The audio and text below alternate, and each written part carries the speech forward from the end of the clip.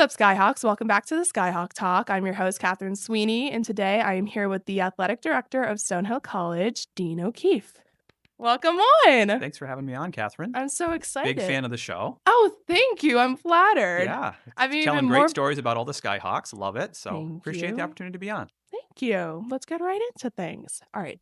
For the people who know your title but don't know you, how would you describe yourself outside of athletics? Okay, it's a good question. Hard one right off the bat.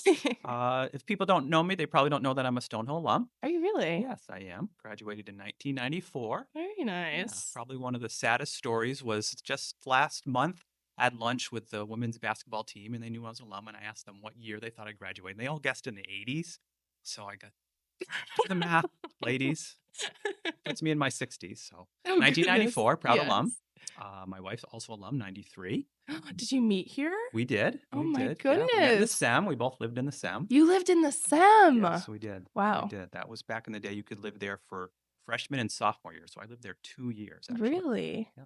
Interesting. Yeah. My mom also went to Stonehill and she was in Boland freshman and sophomore year. Excellent. Yeah. Yeah. And I feel like I heard a lot of Stonehill alum love stories. I feel like that's very popular. It seems like there's a few. Yes. So I'm one of them. Very nice. Yeah. Well, what drew you to college athletics in the first place? So at Stonehill, I was a student athlete. So I played soccer here. Nice. So probably formed some of my memories of what being a student athlete meant for me and how it helped shape me. So I imagine part of that drove me to want to be in college athletics and give a little bit back and in a small little way, maybe have some impact on student athletes. Very nice. Did you always see yourself working in sports leadership or did that path unfold for you over time? I definitely did not. So when I was at Stonehill, I was an American Studies major and a communications minor, which, Oh, as I describe it, is the major for kids who really don't know what they want to do. So true liberal arts. very true. I am a Had- comm major. Absolutely. So didn't know where life would lead me. So really just kind of found my way. So it was not something that I envisioned at all, but kind of have happily stumbled into it. Very nice. So, American Studies, what drew you to doing that for your major? It was a little bit of communications, a little Okay. bit of history. I thought maybe I wanted to teach, maybe I wanted to go to law school. So it had a Mm. lot, some political science. So it was like a little taste of a bunch of different things. So a true liberal arts degree in led me to then going to graduate school in sport management. I had a little better idea at that point. This was maybe a career path for me. Okay. If someone followed you around for a week, what would do you think would surprise them most about your job? That's a good question. Probably just the variety of things that I get to be involved in. That one day I might be doing a podcast with a student. The next hour I might be going to a game. Then I might be in a meeting talking about budgets. Then meeting with a student athlete about a idea or a concern they may have. So just the sheer variety. I think that's one of the reasons I love my job. Is it's always different and it's something different every day. So I think folks would be surprised just that it's not all just watching sports. Interesting. I kind of assumed that as well. Like I wouldn't think that you're actually going out and about doing different things every single day. Yeah, it makes it fun. Yeah. What did your path to becoming an athletic director look like after you graduated from here? So I graduated from Stonehill and I went, that was back in 1994, as I mentioned. Yes. So the World Cup was in the United States in 1994. So kind of come full circle because it's here again this summer. Yeah. So for a short period of time, worked for the World Cup right in at Gillette Stadium, which was then Foxborough Stadium. The nice new Gillette Stadium wasn't there yet. It was the old Foxborough Stadium. And that really sparked my interest in athletics. From there, went to graduate school at UConn. Worked at the Olympic Games in Atlanta in 1996, and then realized what a lot of people realize that it's really, really hard sometimes to get a job in sports. Even though I had a master's degree, I had worked for the World Cup and the Olympics, but I was looking for something back in the Northeast in college pro sports and wasn't finding anything. And end up taking a job at Six Flags as a marketing director for their theme park and worked in the sports not in sports, but in entertainment, putting on concerts and events and helping run a theme park and marketing and promotions. And did that for a long time before eventually finally winding my way back into athletics. Was at another institution in the athletic department before Stonehill, and then was really lucky to be able to come back to my alma mater. You worked in the Olympics? That is insane. What did you do? So the Olympics were in Atlanta in 1996, Yeah. and one of the venues for soccer was in Orlando, Florida, the Citrus Bowl, which also hosts big bowl games and other events. So I was based in Orlando, and my job was helping market and promote ticket sales for the soccer games, and also helping run the Olympic Village. So everyone knows about the Olympic Village during the Olympics. We had a small satellite Olympic Village in Orlando just for the soccer teams playing there. Wow. And the U.S. women's national team actually was playing and stayed in Orlando. So probably one of the highlights was getting to hang out with the Olympic team a little bit. That is such an insane experience. It was a fun moment and really got me excited about saying, hey, maybe I can be in sports for a career. So I guess that kind of answers or goes into my next question, which is what experience prepared you most for this role? Certainly some of those sports opportunities, but really my time at Six Flags and after Six Flags, I was worked as the vice president for marketing and sales at the Basketball Hall of Fame. So you would think I'm in sports in athletics now because of my athletic background, but it's really some of the business and communication skills outside of sports that I think help best prepare me for this role. And that's something I talk to a lot of students about who are interested in careers in sports is if you can acquire skills in communications, if you can do a podcast, whether it's about sports or whether it's about any industry, right, you're acquiring those skills that are very translatable to sports. So I really think that some of those skills I gathered outside of sports are what helped me prepare me the best for my current role. Gotcha. What has been the biggest lesson you have learned in leadership over the years? Listen, listen, and continue to be a lifelong learner, right? I try to learn something every day about the industry from coaches, from student athletes, from uh, conferences, conventions. So I think good leaders are good listeners because then you get a better sense of what our student athletes, what our coaches are looking for, what's going to help move them forward, and what's going to help them best accomplish their goals. I agree with that. Even though I'm not in a leadership position, I agree with that. I think listening is very You're leading this important. conversation. Exactly. Yes. There you go. What is one challenge from earlier in your career that taught you something you still carry with you today? That's another good question. You got a lot of good ones lined up. Well, I mentioned it a little bit before, but I think persistence, right? When I was looking for a job in athletics, thinking, oh, I've worked in the industry already. I've got a degree. I should be set up for success. That sometimes it's hard and you've got to battle through some tougher times where you're, maybe not feeling like your dream is achievable or your next step in your career path is achievable and just being persistent and keeping your head up, as they say, and knowing that things are going to work out and having a little faith in that. So I think that's helped me in some times where you're not quite sure if the next thing is going to work out. So, Stonehill obviously has gone through a major change 4 years ago going to Division 1. From your perspective, what has that journey been like? As an alum, it's been exciting. As a athletic director, it's been thrilling to be a little part of the excitement on campus from our student athletes, from our students, from our faculty, staff, alumni.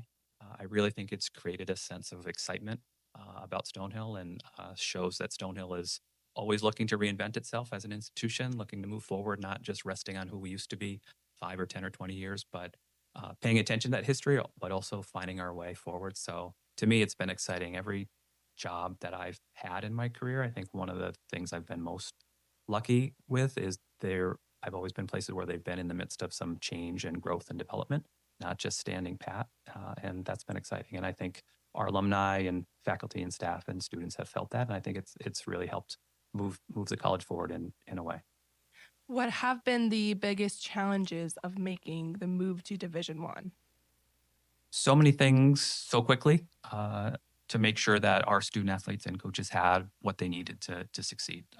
As much as we were prepared for that move, you don't know what you don't know until you're in the midst of it. And certainly back to that listening, it was doing a lot of listening to make sure we understood what our coaches and student athletes needed to be successful, not just on the field, but also to continue to be successful academically and also hold on to our identity. There was a lot of discussion and concern about Stonehill not being the same Stonehill we were before Division One. And I know happily, I think we've shown that we haven't changed who we are and what we stand for, but there was a lot of making sure that who a Stonehill student athlete is that wants a Stonehill degree and wants to learn and grow, not just from an athletic perspective, but from an academic perspective and a community perspective, didn't get lost in the shuffle. So we had to be really, really cognizant of that. And I think we've done a lot of, seen a lot of good success stories from our student athletes to show that we've got great student athletes here that have not just survived, but thrived in the transition from Division II to Division I. What are some of the biggest wins or milestones that have made you feel like this transition has really begun to take shape? There has been a lot, probably big and little. I mean, I can remember the very first Division I game was women's soccer at the University of Hartford, and driving out and saying, "Never mind win or lose, just the fact that we were competing at the Division I level and to see it in person that's a milestone that I remember." But there's some big stages that our teams have played on, whether it was men's basketball at UConn or women's basketball at Vanderbilt, just to see the Stonehill name out there next to some well-established institutions that are known nationwide and worldwide as well. It's pretty exciting as, again, not only from a position being the athletic director, but just a sense of pride as an alum. And it's been fun to speak to alums and friends of mine that I graduated with and played with to hear their excitement about Stonehill's move, to know that what we're doing, all the hard work that our student athletes and coaches are doing, is really making an impact on a lot of people in a positive way. What do people outside of athletics maybe not realize about what it takes to move an entire department to Division One? It it takes incredible student athletes and incredible coaches and incredible athletic trainers and communication staff. But beyond that, it takes an entire village. I mean, it takes the institution leadership from Father John, from our board of trustees, our faculty, our staff, that as much as moving to Division I was a move for athletics, it was a move for the institution. And if we didn't have the support and hard work from all corners of campus, it wouldn't have been successful. So it is really something to celebrate, not just for athletics, but for the entire school. Okay, I want to talk about student athletes in general right now. How do you make sure student athletes are supported as people, not just as competitors? And one of the important thing I think our staff tries to do is spend as much time as we can with coaches and student athletes, again, to listen and understand what they're going through and what we can provide that we're not currently providing. I think it's one of the hardest part of our jobs in athletics is you can't always do everything that are really great ideas, that may require things like more nutrition. One of the conversations we have with our student athlete advisory councils, I meet with that group on a regular basis to hear their thoughts and ideas. And they've talked about how can we have more nutrition in the sports complex. So that's an idea that is an amazing one, makes a lot of sense, but right, easier to have the idea than to make it happen. So it's one of those things that we'll work on. So I do think that listening to our student athletes, no one knows better than they do the experience that they're having and how it can get better. And we do that through conversations, through surveys, through listening to our coaches. And then the hardest part is trying to prioritize those, because you'll have a list of 400 amazing ideas to enhance the student athlete experience, and maybe the bandwidth to do 10 of them. So you've got to say which are the 10 that are going to be most impactful. Right. What do you want student athletes to feel when they are part of Stonehill Athletics? Hopefully that what they envisioned when they committed to Stonehill, whether that was as an incoming freshman or perhaps a transfer, that what they heard Stonehill was going to provide for them, that we're making good on that Yeah. promise. And we can't promise wins, we can't promise championships as much as we're chasing that, but hopefully what we promise from an experience standpoint, from a support standpoint, from an academic standpoint, we it's always good when you hear a student leave that says, we delivered on our promise, and we provided the support in the experience that they had hoped when they first got excited and said, I'm going to Stonehill. How do you build a strong culture across an entire department with so many different teams and personalities? I think one of the best ways to do that is to get out of the way of the people that are really good at building culture, and that's our coaches and student athletes, and take a little bit of what they do and try to intermix that with other teams and other students and other staff members, because we've got an amazing group of coaches who are all leaders, and nobody is more driven to inspire people and to build a great culture. I mean, that's what coaches are trained to do, and that's what good coaches do. So the smartest thing we can do as a department is to get out of their way and just to support them in what they're doing. All right, I want to get the inside scoop, the behind the scenes of an athletic director. So, what does a typical day look like for you? Typical day. Well, as I mentioned before, no day is truly typical. Right. But a typical day, right, is a mix of fun things like this and going to games. And going to games not just to watch the game as much as that's fun, but it's to make sure our student athletes and coaches know that not just we're paying attention, but we support what they're doing, right? And just by the sake of being there, whether you get an opportunity to say hello or before the game and good luck, or great game or tough loss after the game, it's trying to be present so they know that you support and appreciate the work that they're doing. So that's part of it. Certainly meetings, meetings, meetings. Sometimes too many meetings, but a lot of conversations and a lot of important work by our athletic department goes on, not just within athletics, but working with folks across campus. That the support and the partnership we have with academic services and financial aid and admissions and our finance office and so many faculty and staff members across campus takes up a lot of our day. So that is a big part of it. Um, like it or not, everything involves money. So there's always discussions and meetings and strategizing about how can we generate more revenue for our department to do some more of those great things we want to do for our student athletes. How do we stretch the dollar to provide everything we want to provide for all of our programs? That's a big part of the day as well.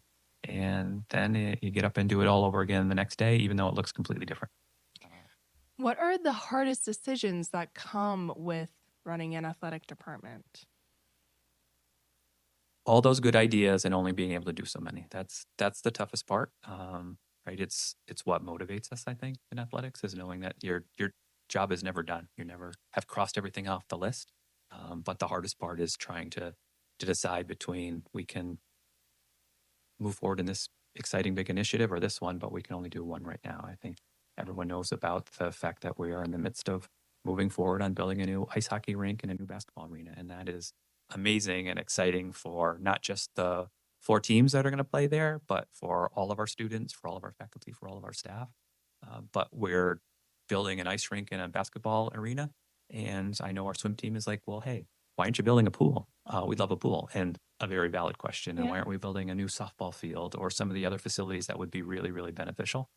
So those are some of the toughest decisions, is to say we've got to do one step at a time and just keep inching our way forward slowly and steadily.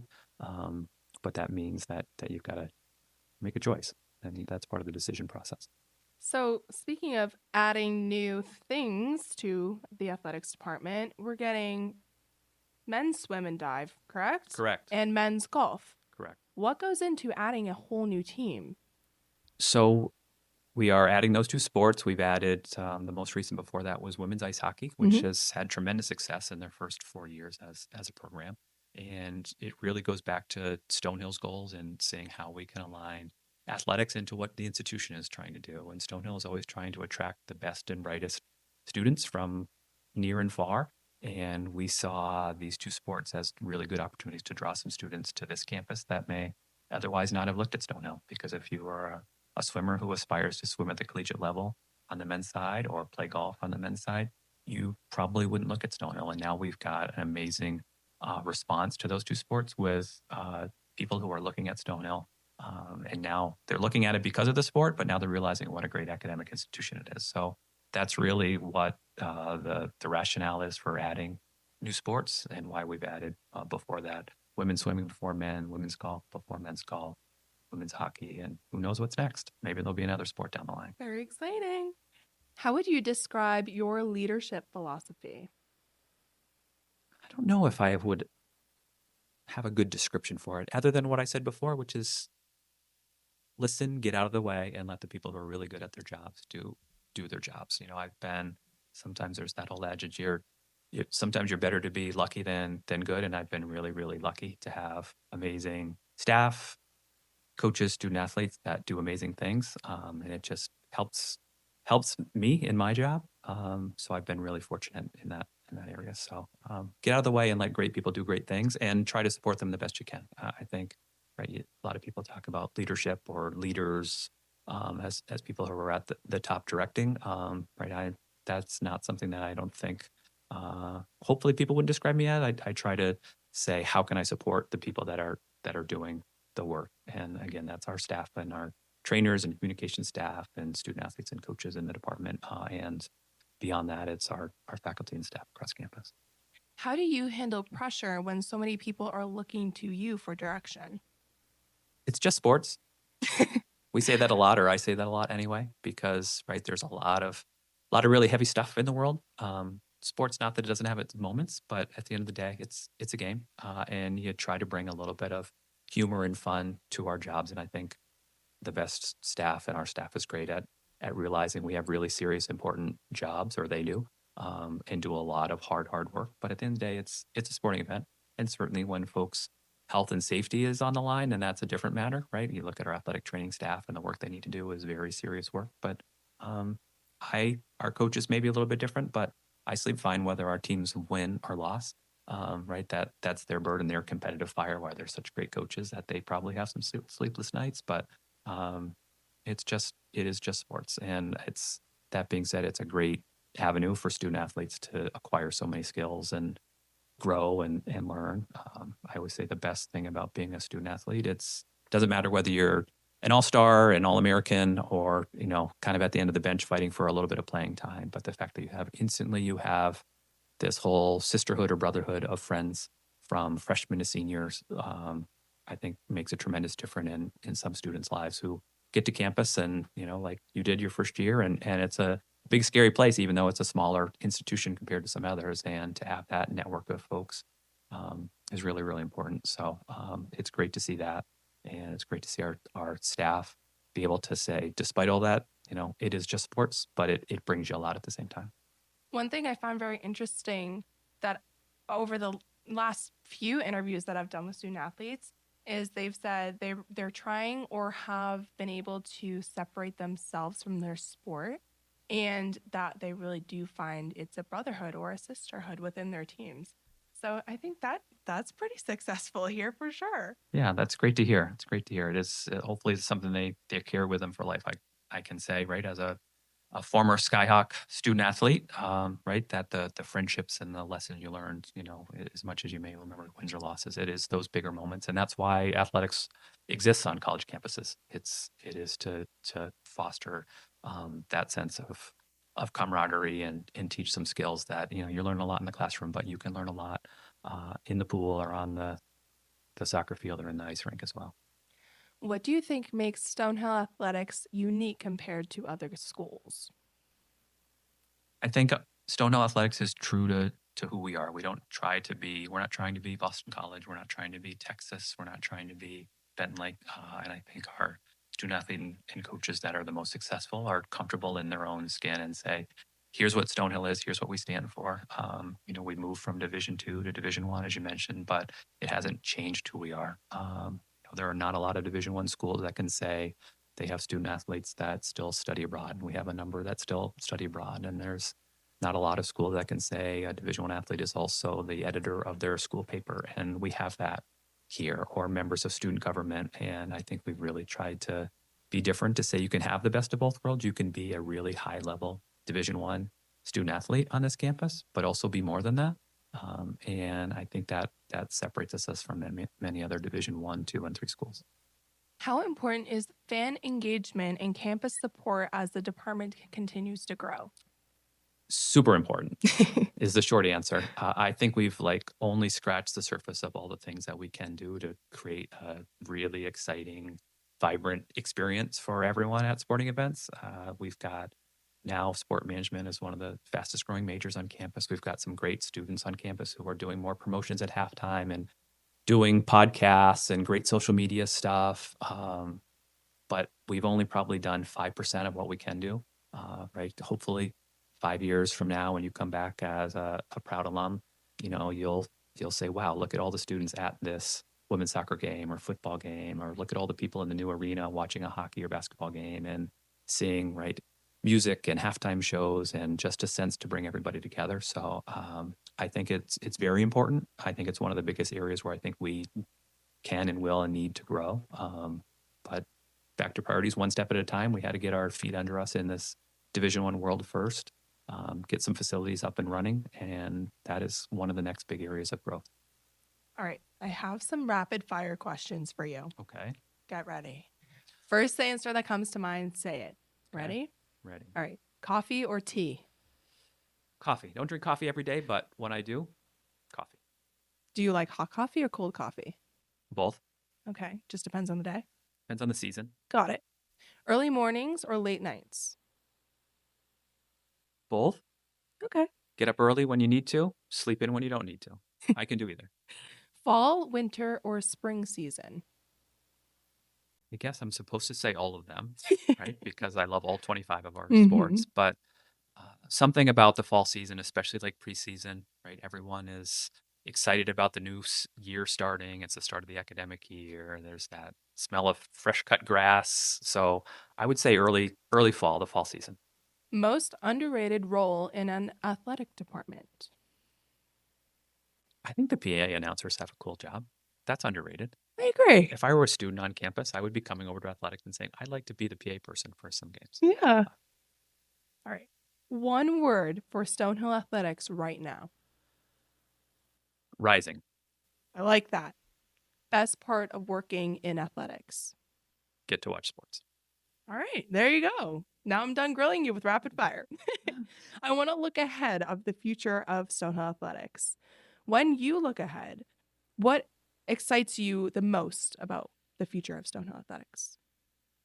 I think what excites me most is that one, we've done a lot as an institution since it's open, but to think about where we'll be in 5, 10 years, right? It's exciting just to think about that, not knowing where that is, and to know that at least for as long as I've worked here, I've had a chance to watch it all happen. Has been pretty cool. So I'm excited to see the next chapter. I can't say I know what the next chapter is going to be, but I know Stonehill and who we are as an institution.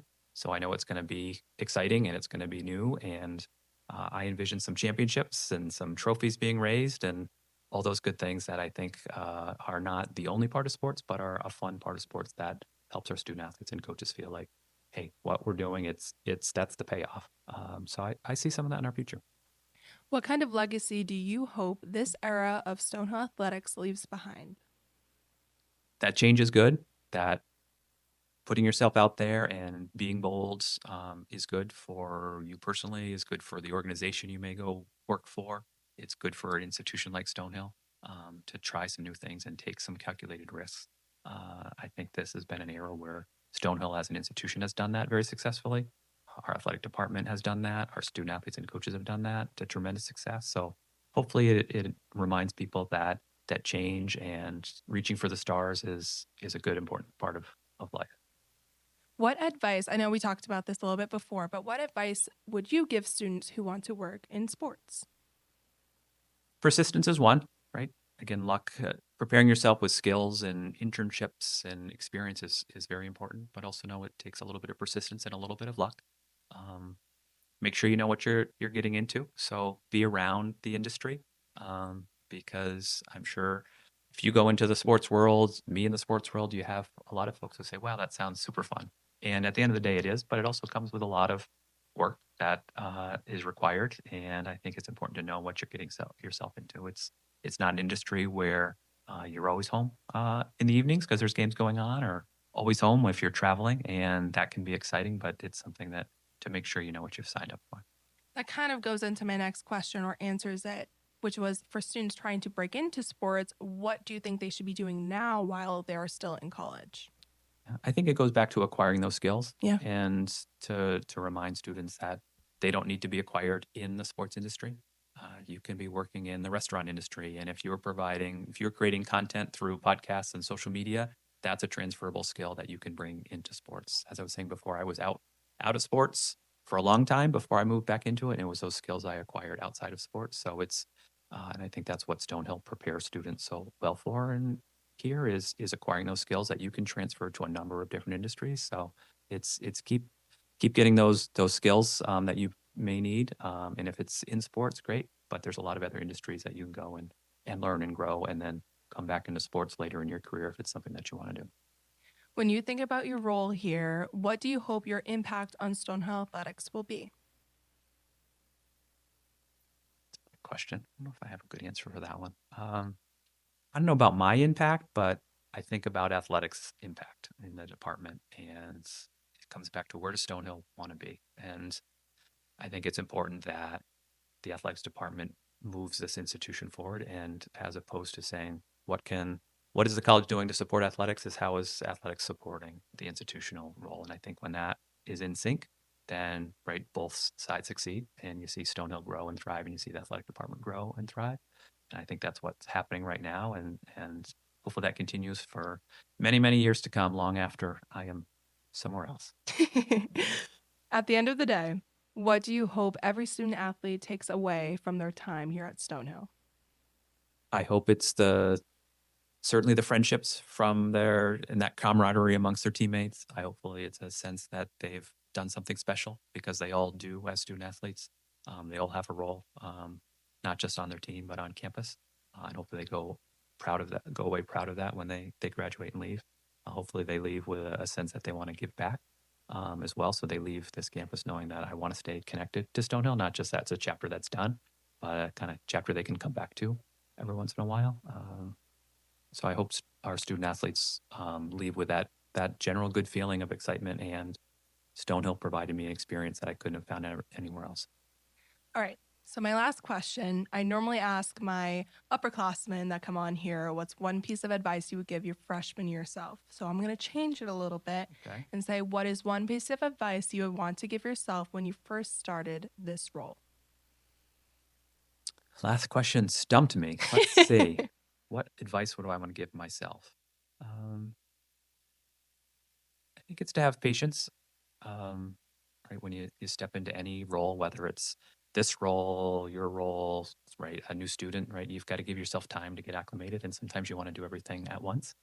In the first week as a freshman, you want to sign up for every activity in every club and take every class, and over time you realize you need to pace yourself a little bit, and it'll all happen. I think that's no different in the career world. So to say, have some patience, have some ambition and wanting to get some things done, but also know that you don't have to do it all on day one, I think is important. It just helps ground yourself a little bit, and not feel like you've got to rush to do all the things that are rattling around in your head that you want to get done. I love it. Well, thank you very much for being on the podcast today. It's been my pleasure. Thanks for having me. Keep up the good work. Love the show. Thank you. And thank you guys for watching and tuning in on the very first season of the Skyhawk Talk. We will see you next year.